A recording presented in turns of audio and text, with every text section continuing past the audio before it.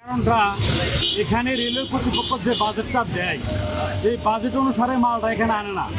মালটা পুরোপুরি রেলের থেকে দুর্নীতি করে সম্পূর্ণ টাকা তারা দেন বা অফ করে সম্পূর্ণ আত্মসাৎ করে 10 টাকা আসলে বা 1 টাকা ব্যবহার করে আর 9 টাকা তাদের পেট ভরে। এর জন্য এই জায়গার এই অবস্থা। আর এই রুটে ঢাকা টাঙ্গাইল রুটে যে পরিমাণ গাড়ি চলে সমপরিমাণ গাড়ি চলে, মাছের গাড়ি রাত্রে চলে সমস্ত পানি ভরে জায়গায় রাস্তাটা খারাপ হয়ে যায়, বিকল হয়ে যায়। 8 দিন যে সারতে পারে না এখানে আধা ইটা যত কিছু দেওয়া হোক কোনো কাজে লাগে না। একমাত্র একটা কারণ ভালোভাবে এখানে করা হয় না। বসুন্ধরা ডায়াপেন্ট এখন আরো উন্নত। এই হট এয়ার থ্রো টপশিট দ্রুত শোষণ করে সোনামণিকে দেয় কোমল অনুভূতি। আর এখানে যে আরসিসি ঢালাই করে রড দিয়ে করা হয় তাহলে দীর্ঘদিন লাস্টিং করবে। এই হিসাবে মনে করেন সকলে গ্রহণ করতে পারবো।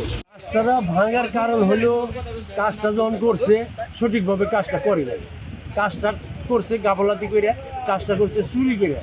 এটা যেটি লাগবো সরকারের কাছ থেকে হয়তো আনছে, কাজের মধ্যে তারা চুরি করে টাকাটা কম খাটাইছে, কাজটা খারাপ হয়েছে। এখন তো ইপার ওপার এই দিক দিয়ে এই রুটে কিন্তু ট্রেন চলানোর দরকার, পাবলিক সার্ভিস চলার দরকার। এখানে খুব সমস্যা, আমরা চলতে পারি না, এখন ভালোভাবে কাজ কাম করে না, অনেক গাড়ি যায়, মাছের গাড়ি যায়, অনেক লোক গাড়ি আসে।